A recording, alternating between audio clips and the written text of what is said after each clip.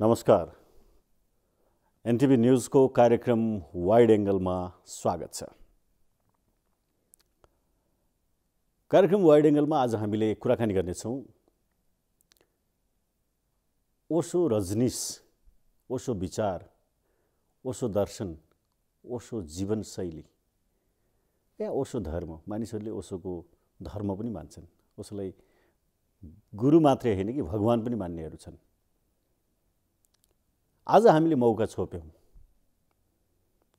काठमाडौँमा रजनीशको स्वयं 6 भाइ मध्येका 5औं भाइ स्वामी शैलेन्द्र सरस्वती, डाक्टर शैलेन्द्र शेखर काठमाडौँ आउनु भएको छ। यही काठमाडौँ आएको मौका पारेर हामीले उहाँलाई रिक्वेस्ट गर्यौं र ओशो दर्शनको विषयमा कुराकानी गर्ने अवसर पनि पायौं। आज हामीले जीवन दर्शनका विविध पाटाहरू, ओशोले जीवनलाई रमाइलोसँग बिताउनुपर्छ, निराश होइन रसपूर्ण बनाउनुपर्छ भन्नुभयो आफ्नो जीवनको अन्तिमसम्म पनि। मटेरियल र स्पिरिचुअल लाइफको विषयमा उहाँले बडो बेजोडसँग यी दुईटै अन्योन्याश्रित सम्बन्ध भएका they are indispensable factors, spiritualism and materialism, they live together भन्नुभयो। गाडी कति छन् भन्दा 16 छन्, 16 होइन 24 बनाउँछु। कहिले कहिले गाडीको सोफिस्टिकेटेड गाडीको प्रयोग गर्ने, उहाँका परिधानहरू त्यस्तै सोफिस्टिकेटेड, अत्यन्त महँगा, उहाँको बसाइ त्यस्तै, फेरि जीवन अत्यन्त सादगी। यी विविध पाटाहरू ओशोका छन्। हामी कुराकानी गर्नेछौँ आज ओशो रजनीशका आफ्नै भाइ स्वामी शैलेन्द्र सरस्वतीसँग। स्वामीजी स्वागत छ। नमस्कार जी। How are you? फाइन। खूब मज़े में हूँ और बहुत अच्छा लगा आपके स्टूडियो में आकर आपके टीवी के माध्यम से बहुत लोगों तक बात पहुँचा पाऊँगा। What is Osho? Is this a life style और रिलीजन और it is philosophy? Osho is not religion. He is not part of any organization. He is not philosophy, a thinking process, a thinking system. Yes, we can say lifestyle. Osho एक जीवन शैली है, एक ध्यानपूर्ण, होशपूर्ण और प्रेमपूर्ण जीवन शैली के प्रतीक हैं और वही वे हमको सिखाते हैं। वे हमको कोई धर्म नहीं सिखाते, कोई संप्रदाय नहीं सिखाते, बल्कि उनके विचार तो संप्रदाय के अगेंस्ट हैं, धर्मों के अगेंस्ट हैं। ना ही वे हमें कोई फिलॉसफिकल सिस्टम, कोई दर्शन प्रणाली देते। वे तो कहते हैं जीवन को सीधा सीधा जियो, भरपूर होशपूर्वक और बहुत प्रेमपूर्वक जीवन का सम्मान करना सीखो। तो वे हमें कोई धारणा नहीं देते, कोई सिद्धांत नहीं देते, कोई फिलॉसफिकल आइडिया नहीं देते, कोई आइडियल्स निर्मित नहीं करते कि तुमको ये फॉलो करना है कि नहीं करना है। वे हमें कोई आदेश नहीं देते, कोई अनुशासन नहीं देते, समझपूर्वक जीवन जीने की कला सिखाते हैं। तो जीने की कला कह सकते हैं। नेपाली दर्शकहरूको सुविधाका लागि मैले नेपालीमा पनि प्रश्न गर्ने र स्वामीजीले अंग्रेजी वा हिन्दीमा उत्तर दिनको लागि म अनुरोध गर्छु। ओशोले ओशोका अधिकांश स्पिचेसमा, ओशोले आफैले त किताब लेख्नु भएको छैन, स्पिच मात्रै दिनुभएको छ। अधिकांश स्पिचेसमा बुद्धको कुरा गर्नुहुन्छ जी, कृष्णको कुरा गर्नुहुन्छ, रामको कुरा गर्नुहुन्छ, एका दुई ठाउँमा पैगम्बर मोहम्मदको, एका दुई ठाउँमा जिससको, कतै कतै मीराको र केही ठाउँहरूमा महावीर वर्तमानको। यसले कतै कतै धर्मलाई पनि सँगसँगै स्टिमुलेट गर्ने अथवा आइडियोलोजिकल इम्बेडेड एउटा फिलोसफिकल इन्क्रोचमेंट गरे जस्तो देखिँदैन र? इसको ऐसा समझें जैसे विज्ञान है, हजारों वैज्ञानिक हो चुके, किसी ने कुछ खोजा, किसी ने कुछ खोजा, किसी ने कुछ खोजा। आज हम जिस दुनिया में जी रहे हैं इसमें लाखों वैज्ञानिकों का योगदान है।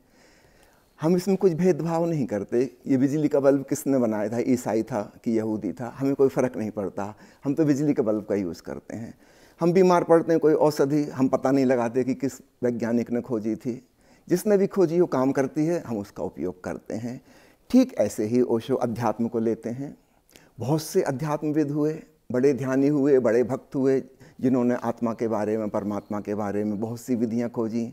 भगवान शिव से शुरुआत कर सकते हैं हम, भगवान बुद्ध, महावीर, और बहुत से संत, हजारों संत, न केवल भारत में, नेपाल में, यूरोप में भी हुए, अमेरिका में भी हुए, चाइना में भी हुए, जापान में भी हुए, थाईलैंड में भी हुए। ओशो ने उन सब का जो एसेंस था, सार तत्व, उसको उजागर किया।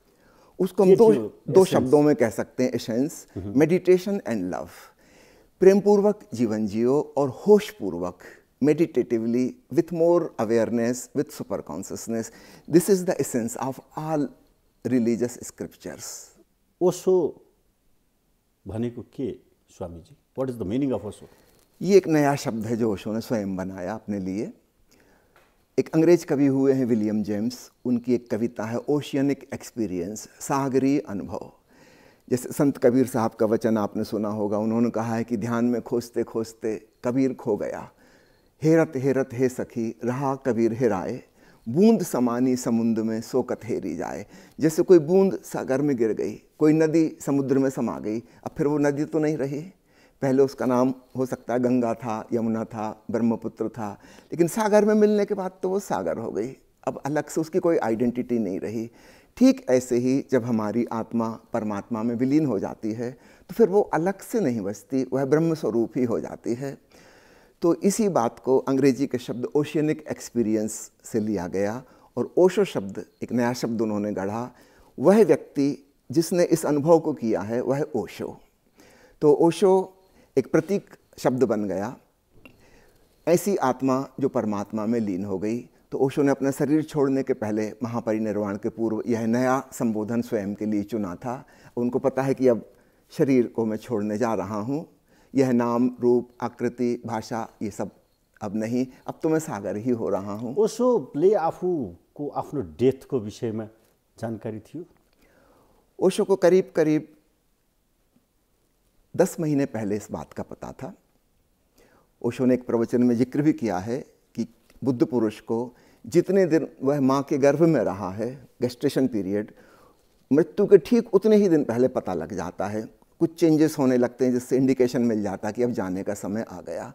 तो ओशो को यह पता चला था 10 अप्रैल 89 में, और उन्होंने शरीर छोड़ा 19 जनवरी 1990 में। इसमें 284 डेज का डिफरेंस है दोनों में। तो 10 अप्रैल को उन्होंने आखिरी प्रवचन दिया और तब उन्होंने यह कहा कि आज के बाद अब प्रवचन नहीं दूंगा। ओशो आफै स्वतस्फूर्त रूपमा कालका कारणले मृत्यु भएको हो वा ओशोलाई मारिएको हो? देखिए, मैं उसमें नहीं जाऊंगा कि क्या हुआ, लेकिन मुझे ये पता है कि ओशो को 10 महीने पहले पता था कि वो विदा होने जा रहे हैं। उसके बाद इन 10 महीनों में जितनी किताबें प्रकाशित हुईं उसमें उन्होंने नए सबटाइटल डाले, किताब के शीर्षक के साथ एक उपशीर्षक बनाया, और उससे बिल्कुल स्पष्ट था कि उन्हें पता है कि वो जा रहे हैं। मैं 2-3 उदाहरण देता हूँ। किताब का शीर्षक है मिट्टी के दिए, उसके नीचे सबटाइटल डला जला तो दिए हैं जलाए रखना। किताब का टाइटल है क्रांति बीज, सबटाइटल है मैं तो बो चला तुम देखना कि बीज बीज ही न रह जाए। किताब का शीर्षक है शिक्षा में क्रांति, सबटाइटल है सुन सको तो सुनो, थोड़ी देर और पुकारूंगा फिर मैं चला जाऊंगा। So in those 10 months I think 10 या 11 किताबें पब्लिश हुई थी जिसमें उन्होंने सबटाइटल डाले हैं। बिल्कुल क्लियर इंडिकेशन है कि मैं जा रहा हूँ। तो उनको तो पता था। अब वो फिजिकल इवेंट क्या होगा, कैसे होगा, वो तो नहीं पता, लेकिन उनको ये पता था। ओशोको डेथको टाइममा कोई पनि मान्छे थिएन हैन? उनके जीवन की शैली ऐसी थी, ये कोई नई घटना नहीं थी। वो अकेले ही रहते थे हमेशा। मैं डॉक्टर हूँ, उन्होंने कभी मुझे तो नहीं बुलाया इलाज के लिए, है ना। तो उनकी जीवन शैली ऐसी थी, पूरी जिंदगी ही वो बिल्कुल अकेले रहे, अकेले कमरे में, है ना। तो उनका जीवन का ढंग ही ऐसा था। ओशो रजनीशको मान्छेले नाम राख्छ नि, बाबुआमाले नाम राख्छन्, के नाम थियो? उनका नाम बचपन में हमारे नाना नानी ने रखा था राजा। राजा, सिर्फ इतना ही नाम था। तो करीब 7 साल तक यही नाम रहा उनका। वो अपने ननिहाल में ही बड़े हुए थे, बाद में माता पिता के वहाँ पहुँचे स्कूल में पढ़ने के लिए। ननिहाल में स्कूल नहीं था। स्कूल में जब वो गए तो हमारे चाचा जी ने उनका नाम चेंज कर दिया। हमारे चाचा जी थोड़े लिटरेचर वाले हैं, कवि हैं, तो उन्होंने उनका नाम रखा रजनीश मोहन चंद्र, रजनीश मोहन चंद्र जैन पूरा नाम। फिर ओशो जब थोड़े बड़े हुए, प्राइमरी स्कूल में आए, उस समय उन्होंने फिर अपना नाम चेंज करवा लिया। 6th मिडिल स्कूल से चंद्र पहले रख लिया, रजनीश चंद्र मोहन जैन। बाद में उन्होंने जैन शब्द छोड़ दिया मिडिल स्कूल के उस समय से। मैं किसी धर्म को नहीं मानता, कोई धर्म मेरा नहीं, मैं किसी धर्म का नहीं। जैन शब्द उन्होंने हटा दिया, वो जाति सूचक था, रजनीश चंद्र मोहन। और बाद में जब मैट्रिकुलेशन के बाद वो कॉलेज पढ़ने गए, वहाँ उन्होंने सिर्फ रजनीश चंद्र लिखना शुरू किया। तो ग्रेजुएशन की डिग्री में, पोस्ट ग्रेजुएशन की डिग्री में उनका जो नाम है वो रजनीश चंद्र है। बाद में जब वो प्रोफेसर का रोल करने लगे, जॉब करने लगे यूनिवर्सिटी में, तब अन्य लोग उनको आचार्य के नाम से बुलाने लगे। हिंदी में प्रोफेसर को आचार्य बोलते हैं, तो आचार्य रजनीश उनका नाम हो गया। बाद में फिर बहुत सारे सन्यासी उनके भक्तगण हो गए, उनको भगवान कह के पुकारने लगे, उनका नाम भगवान श्री रजनीश हो गया। ये दूसरों के द्वारा दिए गए नाम हैं। वो जो भीतर की चेतना है वह तो अनाम है, नेमलेस। मैले यही कुरा सोध्न खोजेको, तपाईले मैले यो प्रश्नको पृष्ठभूमि ओशो को हुन्, who is Osho? Consciousness. I'm not associating with the physical body form. वो भौतिक शरीर है, काया है, वह तो ठीक, उसमें विचरण करने आए थे, वह वाहन थी, लेकिन उसके भीतर जो विराजमान है असली ओशो वह हैं कॉन्शसनेस। कॉन्शसनेस। ओशो कन्सियसनेस हो भने ओशोको सहोदर भाइ डाक्टर शैलेन्द्र शेखर वा स्वामी शैलेन्द्र सरस्वती के हो? Consciousness is omni present. मेरे भीतर भी वही है, आपके भीतर भी वही है, सबके भीतर वही है, कोई जाने अथवा ना जाने। So it is not an individual consciousness, in fact it is universal cosmic consciousness. व्यक्तिगत चेतना जैसी नहीं है वह। जब वो नदी थी, जब तक तो इंडिविजुअल थी, उसका एक नाम था, उद्गम स्रोत था, उसके 2 तट थे, यात्रा पथ था। जब नदी सागर में मिल गई तो फिर तो वह अलग से कुछ नहीं बची, सागर हो गई। ओके, कसैले मलाई सोध्यो त को होस् भनेर सोध्यो, मैले म शालिक सुवेदी भन्छु। स्वामीजी यो बताइदिनुहोस् कि कसैले मलाई सोध्यो हु आर यू भने who am I? This is the most important spiritual question one can ask. सर्वाधिक महत्वपूर्ण सवाल, आध्यात्मिक प्रश्न जिसको कहें, वो यही है, मैं कौन हूँ की खोज। मैं कौन हूँ, मैं क्या हूँ, कहाँ से मैं आया, कहाँ मुझे जाना, यह सब क्या है, what it is. This is the spiritual quest. और इसका उत्तर ऐसा नहीं है कि कोई हमें दे देगा, ना किसी किताब से, ग्रंथ से मिलेगा। इसका उत्तर हमको खुद ही अपने भीतर खोजना होगा। कोई लिंग्विस्टिक आंसर, कोई भाषागत उत्तर काम नहीं आएगा।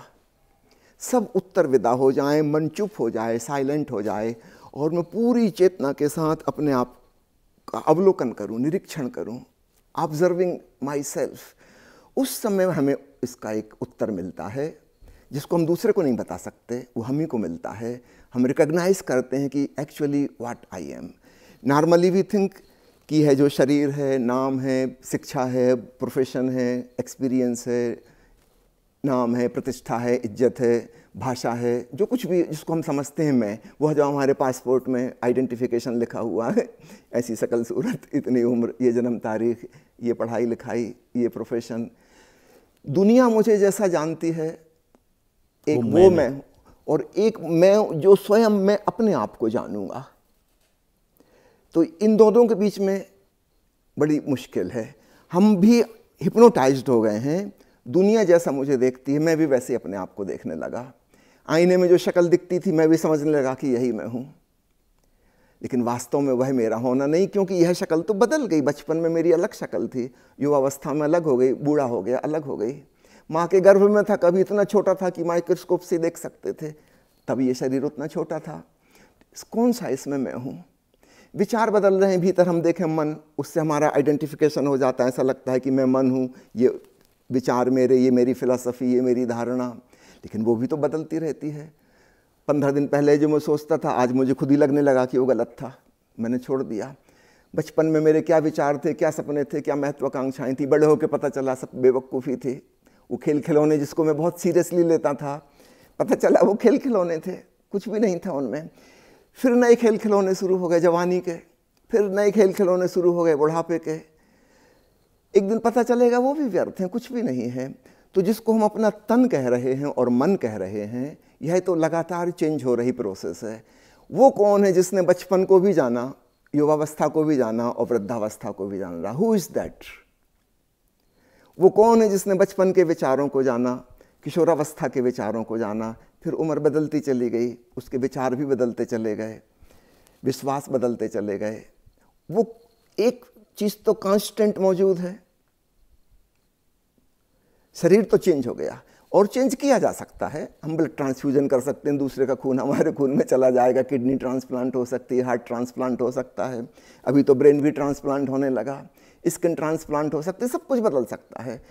लेकिन कोई तो है भीतर जो जानेगा कि मैं वही का वही हूँ। शक्ल सूरत बदल जाएगी तब भी। वो कौन है? तो उसकी खोज ही वास्तव में स्पिरिचुअलिज्म है, अध्यात्म है। इसका बाहर के धर्मों से कोई लेना देना नहीं, हिंदू मुसलमान जैन बौद्ध से कोई संबंध नहीं है। अपनी खोज, मैं कौन हूँ, अपना वास्तविक स्वरूप, उसको पहचानना। शैलेन्द्र सरस्वती, स्वामी शैलेन्द्र सरस्वती हो के एउटा मान्छे हो, गुरु हो, स्वामी हो, मेडिकल डॉक्टर हो? इसमें से कुछ भी नहीं हूँ मैं। एक समय था जब मैं डॉक्टर नहीं था, एक समय था फिर मैं डॉक्टर बन गया, 21 साल तक वो काम किया, अब 21-22 साल हो गए वो काम छोड़ दिया, अब मैं डॉक्टर नहीं हूँ। पहले मैं शैलेंद्र शेखर था, फिर मैं स्वामी शैलेंद्र सरस्वती हो गया। वो किसी ने नाम दिया था, ये नाम किसी और ने दे दिया, ये नाम भी मैं नहीं हूँ।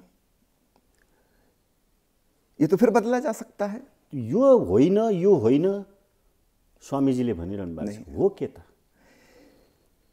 उपनिषद के ऋषि कहते हैं इसको नेति नेति की विधि, neither this nor that. You get disidentified with whatever you can see, whatever you can observe. One thing is sure, you are not that.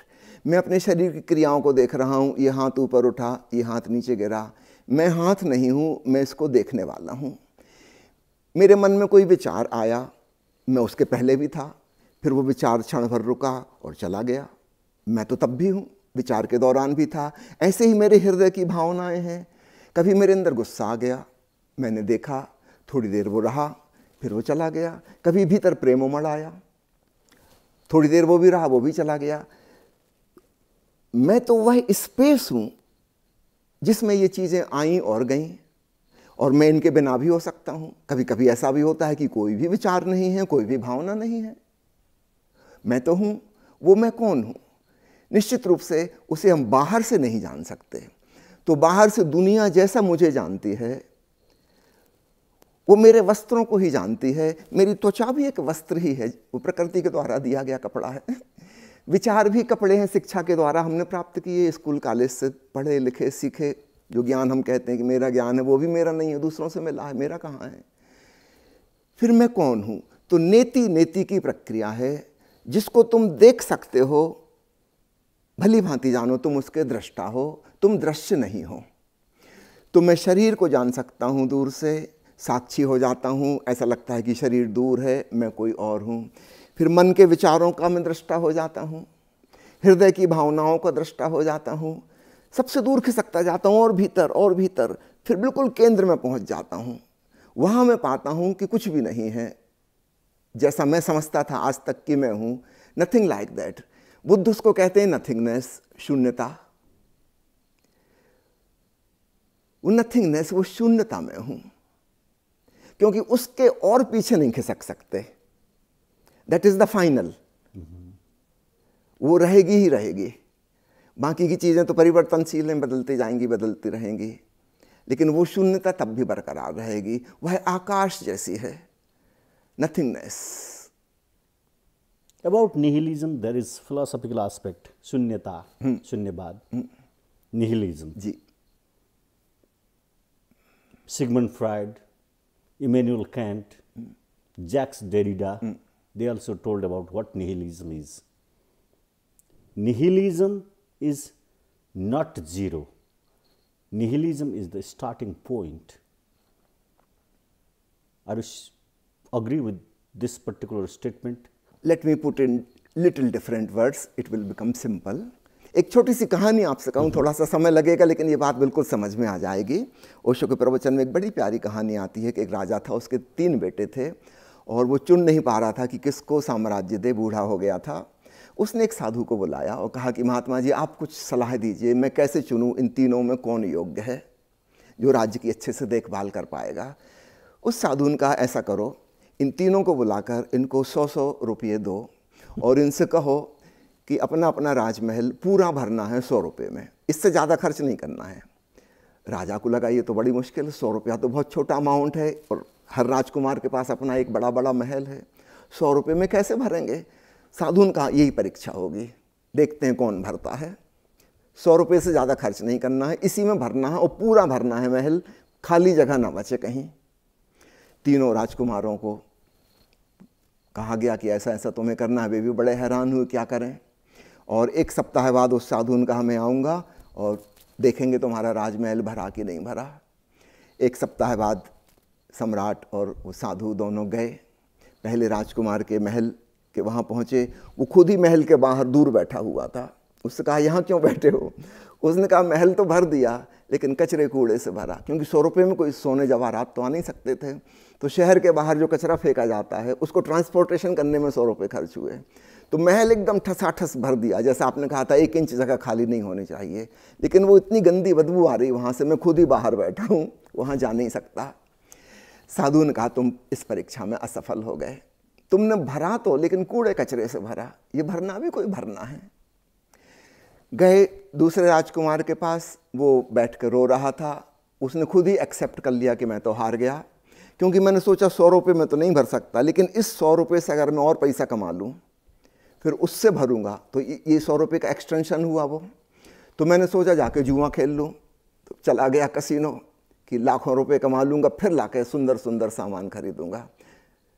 लेकिन जैसा कि होता है जुआ घर में सब लोग खाली हाथ ही बाहर निकलते हैं, वो 100 रुपये भी गए।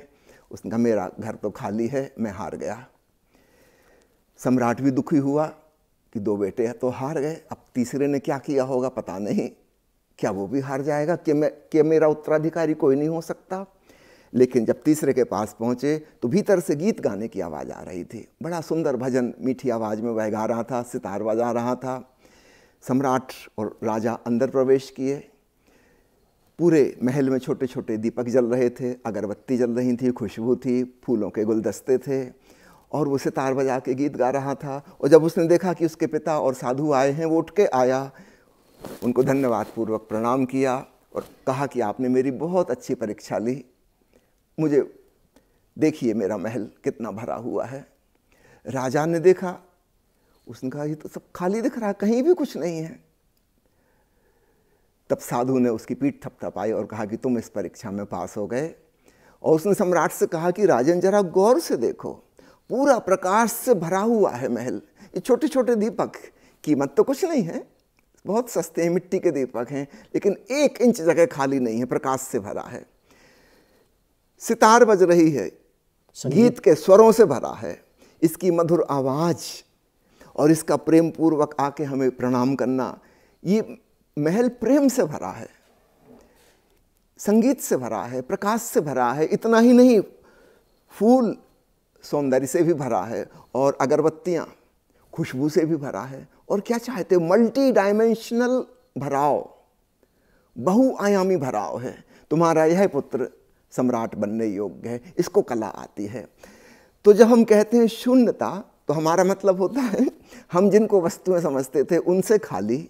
लेकिन इसका ये मतलब नहीं है कि वहाँ कुछ नहीं है, वहाँ दिव्य रोशनी है, वहाँ डिवाइन साउंड गूंज रही है, जिसको संत कहते हैं अनाहत नाद, ओंकार की ध्वनि। वहाँ सुपर कॉन्शसनेस है, ब्रह्म चेतना मौजूद है, बहुत कुछ मौजूद है, पूरा भरा है, लबालब भरा है। तो बुद्ध जिसको शून्यता कहते हैं और आदि शंकराचार्य जिसको पूर्णता कहते हैं, ये 2 अलग अलग बातें नहीं हैं। एक ही चीज को बयान करने के दो कंट्राडिक्टरी टर्म्स हैं, बात एक ही है, सच्चाई एक ही है। बुद्ध जसलाई शून्य भन्छन् र शङ्कराचार्यले जसलाई पूर्णता भन्नुहुन्छ, बुद्धले जसलाई शून्यता भन्नुहुन्छ, त्यो एउटै हो, एक ही बात है। उसको शून्य भी कह सकते हैं, पूर्ण भी कह सकते हैं। वस्तुओं से शून्य, विचारों से शून्य, अहंकार से शून्य, भावनाओं से, धारणाओं से, विश्वासों से शून्य, लेकिन प्रकाश से, ओंकार से, चैतन्य से ओतप्रोत, उससे भरा हुआ। तो उस दृष्टि से देखो तो पूर्ण। स्वामीजी, अहिलेको यो वैश्य युग छ नि, दिस मटेरियलिस्टिक वर्ल्ड, मान्छेमा रिस, जेलसी, क्रोध, अहंकार, पैसा कमाउने लालच, इज्जत, मान, प्रतिष्ठा, सधैँभरि निराशा, सधैँभरि आशा, यो मान्छेको स्वभाव हो। इज दिस अ नेचर और social construct? It is combination of both, है ना।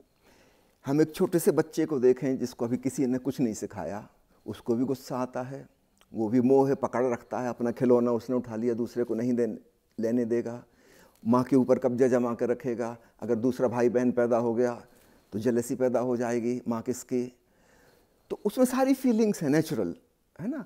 नेचुरली हमारी शिक्षा ने हमको और एम्बिशियस बना दिया और लोभी लालची बना दिया, हमारे समाज ने हमको राजनीति सिखा दी, चालाकी सिखा दी, लेकिन बेसिकली हम लेकर आए थे, इनबिल्ट हमारे अंदर थी चालाकी, है ना। इनबिल्ट हमारे अंदर लोभ लालच था, क्रोध और ईर्ष्या हमारे भीतर थी।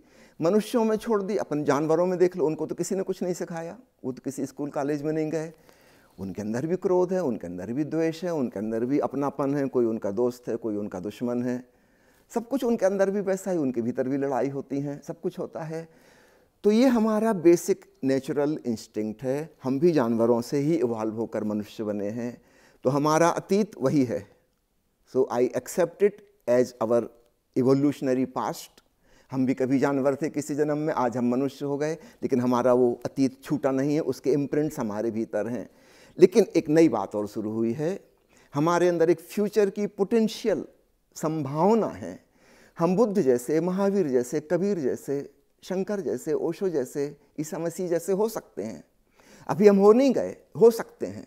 तो हमारे भीतर पशु प्रवृत्ति भी है जो मटेरियलिज्म की तरफ हमको आकर्षित करती है, और हमारे अंदर एक डिवाइन क्वालिटी की संभावना है जो हमें आगे की तरफ खींचती है। इसलिए हम कभी भी अपनी मटेरियलिस्टिक एटीट्यूड से सेटिस्फाइड नहीं हो सकते। हम कभी तृप्ति और संतोष का अनुभव नहीं करेंगे, हमको लगेगा कि कुछ चूक रहा है, अभी कुछ मजा नहीं आया। करोडौं अरबौंको सम्पत्ति भयो तर तिमी तृप्त हुन सक्दैनौ, किनभने मटेरियलले तृप्ति दिँदैन। नहीं हो सकते। तो संसार का यह अनुभव, मटेरियलिज्म का अनुभव सुंदर है, बहुत अच्छा है, प्यारा है। इसी से हमको सीख मिलती है कि मैंने इतना कमा लिया, इतना भर लिया, इज्जत पाली, सब कुछ पाली, भीतर तो कोई संतोष नहीं, मैं तो वैसे का वैसा अतृप्त हूँ। अभी भी मेरे अंदर वही लोभ है, लालच है। चाहे मैं विश्व का सबसे अमीर आदमी बन जाऊं तो भी मेरा लोभ लालच तो खत्म होता ही नहीं, मैं तो अतृप्त, अनसेटिस्फाइड ही रहता हूँ। यसले त निरस जीवनलाई क्रियाशील बनाउँदैन नि त। जब तपाईलाई एक्टिभ बनाउँदैन नि, के गर्ने? पढ्ने, प्रोफेसन अपनाउने, पैसा कमाउने, पद प्रतिष्ठा आर्जन गर्ने, यी सबैको लागि satisfaction is in the journey not in the destiny भनेर भन्छ जर्ज ओरियलले। त्यो भनेको छ द पिसफुल वरियर भन्ने एउटा बुकमा। जब डेस्टिनीको खोजमा मान्छे दौडेन भने त मान्छे निराश हुन्छ नि, एक्टिभ हुँदैन नि, प्यासिभ हुन्छ नि, त्यसले त समाज चलाउन गाह्रो हुन्छ। त सेटिस्फ्याक्सन हो के त? Satisfaction is in self realization. आत्मज्ञान से, अपने के स्वयं के होने के एहसास से, मेडिटेशन से हमको सेटिस्फैक्शन मिलता है, संतोष मेडिटेशन मिलता है। क्यों? इसीलिए क्योंकि बाहर के संसार में तृप्ति नहीं हो सकती, फिर हम खोजेंगे, फिर कहाँ हो सकती है? सब कुछ तो करके देख लिया। ओशो कहते हैं संसार और संन्यास का समन्वय, combination of spiritualism and materialism. निश्चित रूप से हम बाहर का जीवन अपने सुख सुविधा के हिसाब से जिएं, लेकिन 24 घंटे में से 1 घंटा ध्यान में लगा दें, अपने भीतर स्वयं को खोजें। यहाँ पर मैं एक छोटी सी बात और कहना चाहूँगा। पुराने ज़माने में 2 प्रकार के थिंकिंग स्कूल थे। एक जो कह रहा था कि भीतर ही सब कुछ है, आत्मा वहाँ, परमात्मा वहाँ, आनंद वहाँ, शांति वहाँ, इसलिए बाहर की उपेक्षा कर दो, जस्ट रिनाउंस द वर्ल्ड। संन्यास का मतलब ही होता था रिनंशिएशन, त्याग, छोड़ दो परिवार, समाज, शहर, जाके जंगल में, गुफा में जाके रहो, अपने ध्यान करो। ये एक पहलू था। दूसरा था संसारियों का, क्योंकि उनसे कहा गया कि आत्मा परमात्मा को पाने के लिए तो एकांत में गुफा में रहना होगा। वो ये नहीं कर सकते थे, वो संसार में उलझे थे, जिनको हम भोगी कहें। तो एक भोगी वर्ग था, एक त्यागी वर्ग था, दोनों एक दूसरे के अगेंस्ट थे। ओशो ने हमको एक नई दृष्टि दी कि तुम संसार वाली लाइफ भी खूब अच्छे से जियो और साथ साथ इसके पैरेलल अपने भीतर खोजबीन जारी करो। तो संसार छोड़ के भागने की ज़रूरत नहीं है, घंटे भर के लिए शांत होकर बैठ जाओ, ध्यानस्थ हो जाओ, बस इतनी ज़रूरत है। यहीं रहो, घर में रहो, परिवार में रहो, दुकान चलाओ, नौकरी करो, सब कुछ करो, 1 घंटा अपने लिए निकाल लो। तो ओशो ने एक नव संन्यास की दृष्टि दी, संसार में रहते हुए सन्यासी। तो पुराना सन्यास का मतलब था रिनंशिएशन, ओशो के सन्यास का मतलब हुआ celebration, a complete celebration of life, rich from outside as well as rich from inside. बाहर से भी हम संपदा और समृद्धि और सुख सुविधा में रहें और भीतर से शांति और संतोष में जिए। ये दोनों बातें एक साथ हो सकती हैं। ओशो स्वयं ही ऐसा जीवन जिए और ऐसा ही उन्होंने लाखों लोगों को जीने की प्रेरणा दी। खुसी हुनको लागि, स्पिरिचुअल आफू सन्तुष्टि हुनको लागि मान्छे दौडेको छ यो मेटेरियलिस्टिक वर्ल्डमा, दौडेको छ दौडेको छ दौडेको छ। त्यो दौडेको अन्तिम अवस्था फेरि के हो भन्दाखेरिमा प्राप्ति चाहिँ खुसी नै हो। आफैभित्र छ खुसी, दौडिनै पर्दैन, पैसा कमाउनु पर्दैन, पद प्राप्ति गर्नै पर्दैन, आफैभित्र छ। तपाईँ यो भनिरहनु भएको छ। मान्छे त्यो दौडाहाबाट ब्याक भएर आफैमा खुसी खोज्ने जुन ओशोले भन्नुहुन्छ सेलिब्रेट, त्यो सम्भव छ? मान्छे गर्छ त्यो? बिल्कुल संभव है। हजारों लोगों को ऐसा हो चुका है और सबको हो सकता है। एक बात तो पक्की है कि हम जिसको पाने के लिए दौड़ रहे थे वो चीज़ वहाँ नहीं मिली, तो अपनी यह समझ ही अपने काम आएगी in order to turn back. Maharshi Patanjali इसको कहते हैं प्रत्याहार, भगवान महावीर इसको कहते हैं प्रतिक्रमण, जापान के जैन फकीर कहते हैं returning back to the source, Bharat के संत कहते हैं उद्गम की ओर वापसी। जैसे गंगा नदी वापस गंगोत्री की तरफ उल्टी बहने लगे, तो ऐसे हमारे जीवन की धारा जो एक्सट्रोवर्ट थी, संसार की तरफ उन्मुख थी, जब हमको समझ में आता ही बात कि हम व्यर्थ कर रहे हैं, अचानक अंडरस्टैंडिंग के साथ we come back to the origin, जहाँ से शुरू हुए थे वहाँ वापस लौट आते हैं, एक्सट्रोवर्ट की जगह इंट्रोवर्ट हो जाते हैं। तो यह घटना घटती है और इसलिए संसार भी एक पाठशाला जैसा है, यहाँ हमको सबक सीखने मिलता है। तो कुछ बुरा नहीं है संसार में हम भागें, दौड़ें, मेहनत करें, हाँ समझदारी के साथ, ताकि जल्दी समझ में आ जाए यहाँ पाने योग्य कुछ नहीं है, और तब हम अपनी तरफ वापस लौट आते हैं। स्वामी जी छोटकरी में बंदिनु होला, जीवन के हो? What is life? अनडिफाइनेबल, इसकी कोई परिभाषा नहीं हो सकती। जीवन में जो महत्वपूर्ण है उसको डिफाइन नहीं कर सकते। प्रेम को हम शब्दों में नहीं बांध सकते, नहीं बांध सकते। ध्यान को शब्दों में नहीं बता सकते। ठीक ऐसे ही यह जीवन, छोटी छोटी बातों की डेफिनेशन हो सकती है। ये कप क्या है हम बता सकते हैं क्योंकि छोटा सा है, इसके अलावा भी कुछ है। ये टेबल क्या है, स्क्वायर है, हम डिफाइन कर सकते हैं क्योंकि इसके अलावा भी दुनिया में कुछ है। जो हम कहते हैं जीवन, जो हम कहते हैं अस्तित्व, we are talking about something limitless, beginningless, endless. तो उसको डिफाइन करेंगे कैसे? डेफिनेशन करने के लिए कुछ दूसरा चाहिए, समथिंग एल्स इज नीडेड। मैं कहता हूँ ये मेरा घर का नक्शा है, इसके सामने रोड है, पीछे एक गली है, इस तरफ एक पड़ोसी रहते हैं, उस तरफ एक पड़ोसी रहते हैं। इन चार की बाउंड्री मिलके मेरे घर का नक्शा बनता है। अगर कोई पड़ोसी ना हो, कोई हो ही ना दुनिया में, अकेला मैं हूँ, तो मेरी ज़मीन का क्या नक्शा होगा? कोई नक्शा नहीं होगा। तो जीवन जब हम कहते हैं it includes everything in it, जब हमने कहा existence, so what ever exists it's included. तो कुछ एक्सक्लूड हुआ ही नहीं जिससे डेफिनेशन बनती। तो हाउ कैन वी डिफाइन? उसले सुरुमा गेरु वस्त्र र माला कम्पलसरी भन्नुभयो आफ्नो डिसाइपल्सलाई। त्यसपछि मरुन वस्त्र लगाऊ भन्नुभयो, गेरु वस्त्र छोड, यो तपाईँले जुन लगाइरहनु भएको छ। त्यसपछि अन्तिम अवस्थामा आएर कुनै पनि ड्रेस चाहिँदैन, there is no any specific dresses, परिधानले यो चाहिँ नि समूहलाई निर्धारण गर्दैन भन्नुभयो। अन्तिम आवरमा आएर सेतो वस्त्रको कुरा गर्नुभयो। मान्छे, दार्शनिकहरू, फिलोसफरहरू अथवा महानिर्वाण प्राप्त गर्ने मानिसहरू, इनलाइटेन्डहरू अन्तिम अवस्थामा मात्रै चेत छ। त्यो मात्रै होइन, हरेक आम मान्छे मृत्युको नजिक पुगेपछि एउटा कन्सियसनेस डेभलप हुन्छ जस्तो लाग्छ मेरो बुझाइ। नत्र भने मान्छे पापै पाप गरेको हुन्छ, अन्तिममा मर्ने बेलामा मात्रै धर्मको चिन्ता हुन्छ, गडको, भगवानको खोजी गर्छ, मन्दिर खोज्छ। यो के हो स्वामीजी, यो सही हो? सामान्यतः आदमी पूरे 24 घंटे व्यस्त रहता, ऑक्यूपाइड।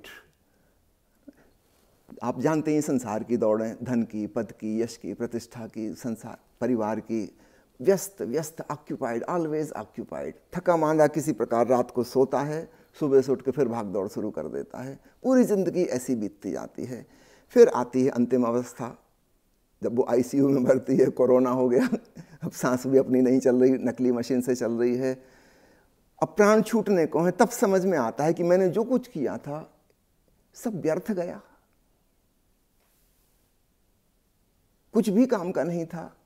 वो जो मैंने इज्जत कमाई व्यर्थ गई, ज्ञान प्राप्त किया, बड़ी बड़ी डिग्रियां हासिल की, सब व्यर्थ हो गई, कुछ भी काम का नहीं। और ये शरीर छूट रहा है, जिस शरीर को इतना संभाला, इतना सजाया धजाया, वो सब राख हो जाएगा। तब व्यक्ति को रियलाइज होता है लास्ट मोमेंट में कि मेरा किया धरा सब व्यर्थ गया। लोगों को मृत्यु के समय जो तकलीफ होती है, वो तकलीफ इस बात की नहीं होती कि मृत्यु से तकलीफ, मृत्यु को तो हम जानते ही नहीं क्या होगा, हमें क्या पता क्या होगा इसके बाद, तो उसका डर नहीं लगता।